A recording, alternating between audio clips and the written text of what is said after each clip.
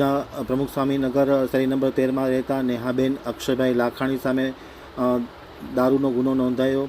તેમની ગેરહાજરીમાં ₹5 લાખથી વધુ કિંમતનો દારૂનો જથ્થો એલસીબીએ કબજે કર્યો। કુલ મુદ્દામાલ 12,64,960 કબજે કરી નેહાબેન સામે ગુનો દાખલ કરેલ છે। પશ્ચિમ કચ્છ જિલ્લા વિસ્તારમાં ભુજ શહેરમાંથી ભારતીય બનાવટનો વિદેશી દારૂનો કિંમત ₹5,07,590નો જથ્થો પકડી પાડી એલસીબીએ ધોરણસરની કાર્યવાહી હાથ ધરી હતી। ખાસ કરીને ભારતીય બનાવટનો વિદેશી દારૂની નાની બોટલ કુલ 186, જેની કિંમત ₹5,07,590 થાય છે।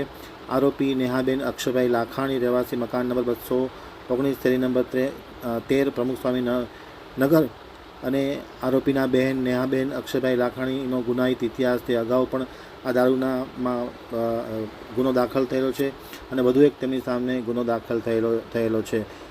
Police sub inspector HM Sinor, ASI Aniruddhsinh Rathod, Nileshbhai Bhatt, Dharmendrabhai Raval, Navinbhai Joshi, Shaktisinh Gadhvi, Jivraj Gadhvi, Sunil Parmar સહિતના લોકો પેટ્રોલિંગમાં હતા ત્યારે PI MH સિણોરના માર્ગદર્શન હેઠળ આ દારૂના દરોડાની કાર્યવાહી કરવામાં આવી હતી।